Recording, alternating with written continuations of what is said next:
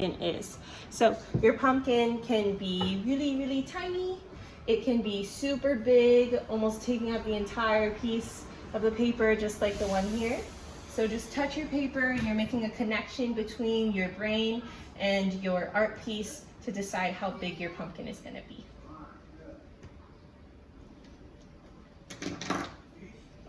All right, so after you've decided how big your pumpkin is going to be, you can go ahead and start with the stem. So the stem is this piece right here. Usually it's like green or brown color. And I want you to look at the negative space. So the space between the top of your paper and the beginning of the stem. So it's only, for me, it's only 1 finger width. So you can just leave a little bit of space, and then you can do an oval shape. And to remind you, an oval is like a smush circle.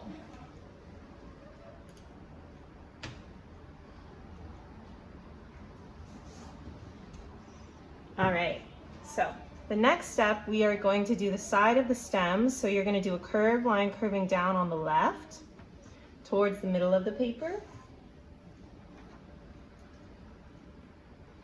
And then I want you to take your pen and go over to the right and do another curved line, curving down. And this is pretty much running parallel. So again, running parallel is lines that run next to each other, but they don't touch. Okay, and now I want you to put a planting dot just above the left side of the stem, right here. And then I want you to hop over the stem to the other side and put another planting dot. And now what we can do is connect these 2 dots with a curved line, which is going to be where the stem attaches to our pumpkin shape.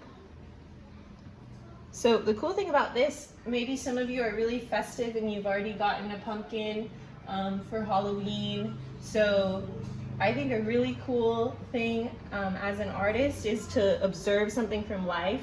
So if you do have a pumpkin, you can look at it right in front of you, and then you can try to, draw it as it is. But for now, if you don't, you can just use this as a photo reference.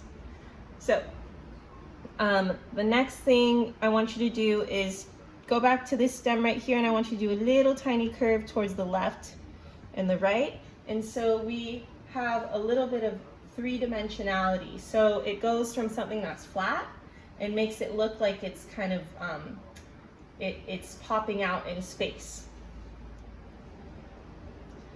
Okay, so after we've created the stem at the top of the piece, we're going to start to add in each of the sections of the pumpkin. And I like to start in the middle and then work my way out from there. So in the middle here, one thing that is helpful is if you cover up, just as a tip for you guys, is if you cover up, a certain area that you want to focus on, it's easier to look at the shape. So I like to use like paper or, whatever you have near you. I have these books near me. So this is the shape, the first shape that we want. So I want you to go from the bottom of this curve, and you can do a curved line. So this is an organic line. And organic lines are the opposite of geometric lines. So organic lines are things that are irregular in shape. They're found in nature a lot. Trees, flowers, fruit, that kind of thing.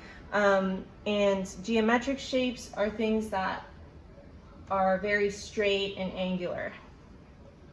Okay, so after you have that first section, then we are going to go over to the left. So again, look at the negative space. There's only a little bit of space in between the beginning of this line and then the next section. So I'm just going to put a little mark right there. Okay.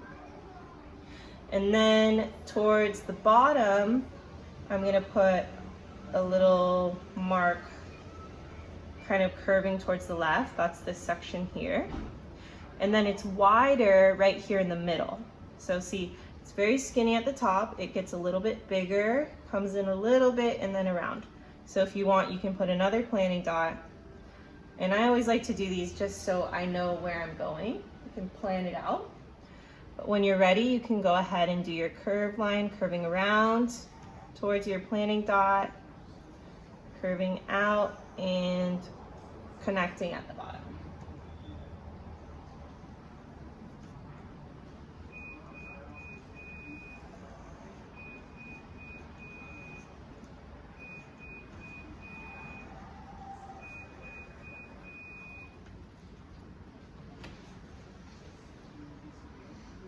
Okay, so we are just going to keep doing the same step for each of the sections of our pumpkin. So I'm going to go over to the right, put a planting dot towards the right side of the stem, one spacing out in the middle section, and then another one towards the bottom. So I'm looking for the organic line, so it curves out really far to the right, comes in slightly, and around.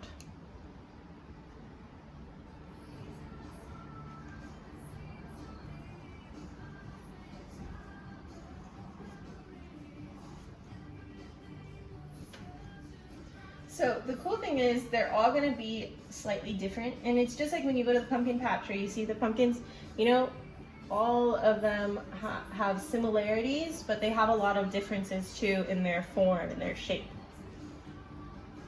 So from here, I'm just going to keep going to the left and then to the right.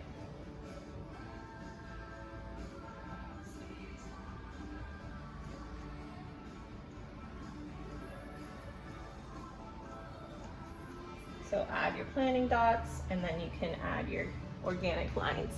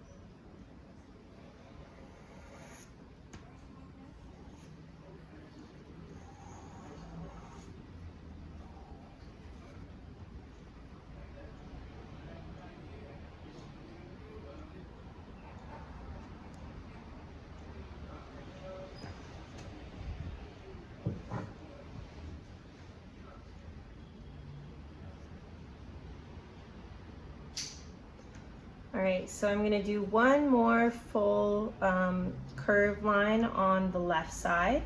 So it's starting really close to the stem. It's this part right here. And then it's coming around towards the left. And notice how far it ends.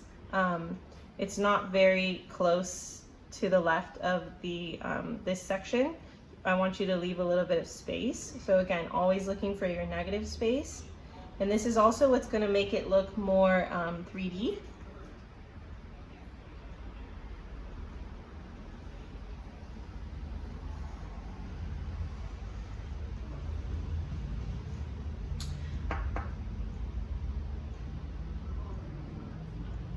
Okay. And for the next section, it is curving to the right of the stem up towards the top of the paper and then touching this section here. And so this makes it really look like it's kind of 3D because it's not flat. So we are going to create the illusion of it going behind this section. So again, you can start with a planting dot on the right side of the stem. And then you can put another planting dot. This is pretty much, when I look at it here, it's pretty much to the right of the beginning of this oval. So I go back to the oval, I hop over to the right, you can put a little mark, and then you can just connect your dots with a curved line.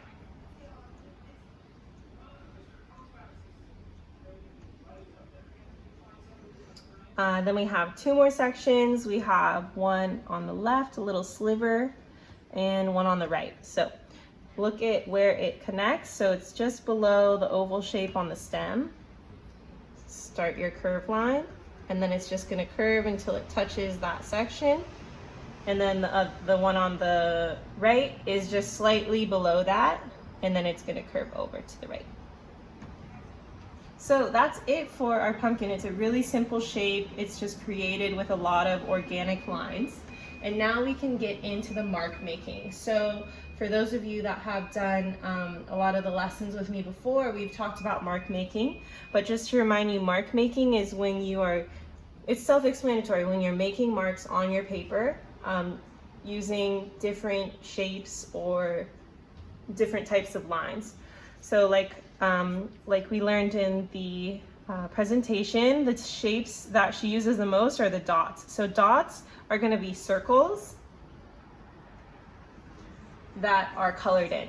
So something that is just a circle, that's, you know, empty. And then when it's a dot, it's a circle, but it's colored in. So the pattern that she has going on here is she has rows, or sorry, this is called a column. A row is horizontal, a column is vertical. So columns of dots that are just going in each section. So in the middle of each section, they're very big dots. And then as you go out towards the left and to the right, they get smaller and smaller until they're just tiny little pinpoints just to the side of the section. So I'm going to start out in the middle, and you can start out with some smaller dots, and then as you go down they can get slightly bigger. And don't really worry about putting the same amount as me. It's more important to focus on, you know, the pattern that you're creating and the marks that you're making. So as I go all the way down, they get bigger and bigger until you get to the bottom, and you might just get like a part of it here, a little curve line. So there's a couple different ways you can approach this. You can either draw all the circles first and then color it in. If you like the way it looks with just circles instead of dots, you can leave those empty. Another thing that I noticed as I was drawing is you could even make it look like kind of a monster-like pumpkin if you wanted to play around with turning these circles into eyes. So a quick way you could do that is just, you have your circle, you can do a curve line, and then you fill in that section, and that's going to be like a spooky little googly eye. So that could be something you could play around with if you want it to be a little spooky or even funny. You can, you know, make the eyes look in different directions. That was just something I thought of really quick. But if you want it to look, you know, like the original, then she does use these dots. So once you're done with that column, so again, column is vertical, so that's tall, and then a row is horizontal, so that's long from left to right. Then you can go on to the next one.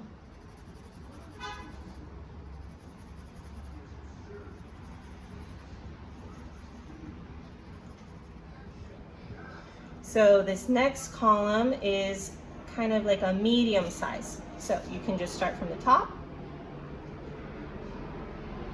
They're kind of small, really close to the stem, and then they grow in size. And just keep working your way down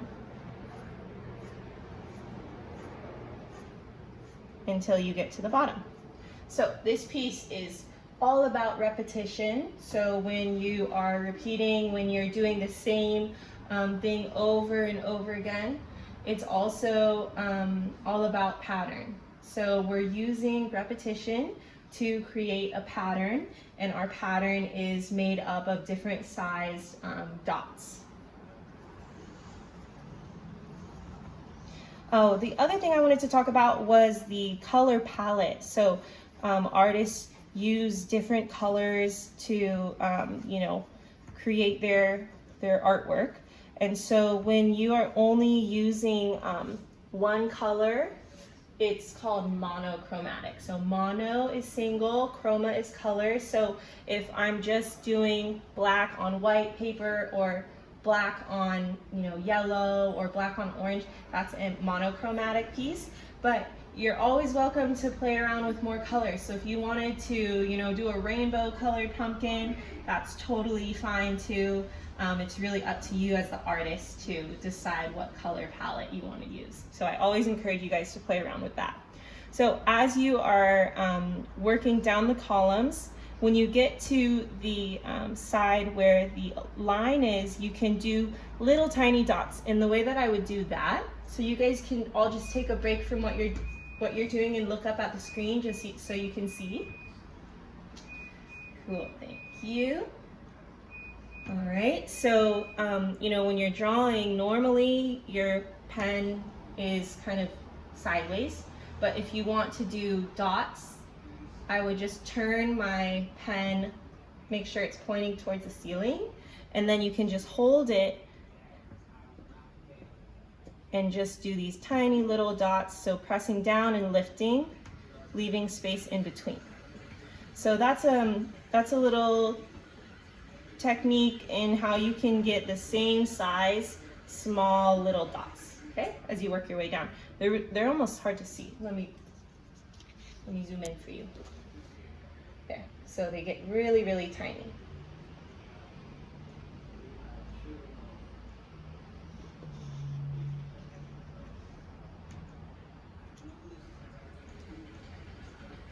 So Koshi, as we're working, Koshi, I know that you mentioned that you learned about this artist before. Oh, he's not even there. Let's wait for him to get back. But Koshi did mention that he learned about this artist before, so I was gonna ask him if he, you know, remembered anything that he wanted to share.